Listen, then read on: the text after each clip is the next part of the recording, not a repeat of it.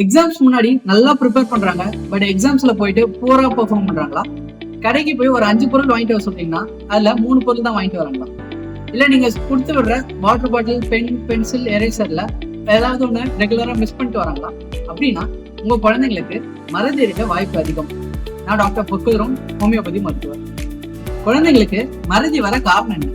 Deficiency, iron B complex டெஃபிஷியன்சினால. Multitasking, TV பார்த்துக்கிட்டே படிக்கிறது, சில medical conditions, ADHD, autism, dyslexia, hypothyroidism, சில நியூராலஜிக்கல் ட்ரக்ஸ் எடுக்கிறதுனால, தூக்கம் ஒழுங்கா தூங்காததுனால, சில நேரத்துல ஸ்ட்ரெஸ்ஸும் ஒரு காரணம். மறதியை எப்படி மேனேஜ் பண்றது? நியூட்ரிஷனல் டெஃபிஷியன்சி எது கம்மியா இருக்குன்னு பார்த்து அதை கரெக்ட் பண்ணுங்க. ப்ராப்பரான ஸ்லீப் கொடுங்க. பிசிக்கல் ஆக்டிவிட்டி ஒரு நாளைக்கு 1/2 hour மினிமம் வெளியே போய் விளையாடிட்டு வரணும்னு சொல்லுங்க.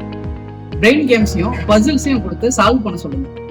ஹோமியோபதியில ஸ்பெசிபிக்கா சில ஃபர்கெட்ஃபுல்னஸ்க்கும் மெடிசன்ஸ் இருக்கு. சில பேர் சில ஈவெண்ட்டை மட்டும் மறந்துடுவாங்க, இல்ல தேதி, இல்லாட்டி கடைசி வார்த்தை, இல்ல கடைசி letter.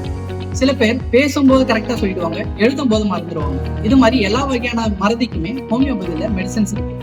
Example, anacardium, cannabis indica, lycopodium, argentinum, kali brom, acid phos, இது மாதிரி நிறைய மெடிசன்ஸ் இருக்கு.